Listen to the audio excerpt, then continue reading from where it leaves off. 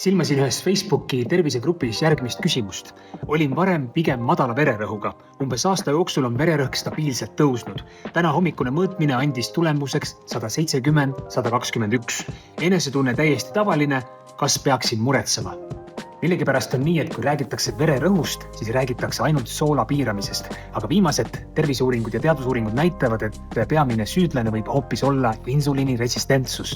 See tähendab seda, et sinu keha insuliini ja veresuhkrusüsteem on omajagu tuksis ja keha ei saa enam nende söödud süsivesikutega nii hästi hakkama.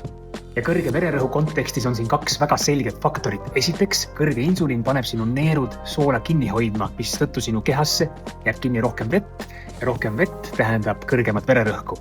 Teiseks väheneb sinu kehas ka lämmastikdioksiidi tootmine, mis tõttu sinu veresooned ei lõõgastu enam nii hästi ja tulemuseks on kitsamad torud. Kitsamad torud tähendab kõrgemat rõhku.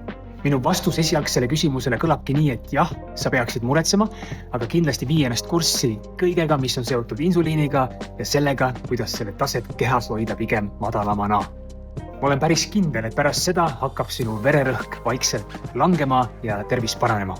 Kui ka sina tahad kümneid erinevaid häkke, kuidas oma veresuhkrutase ja seeläbi ka insuliin hoida kontrolli all, siis laadi alla freelist.com äpp ja toimetame koos.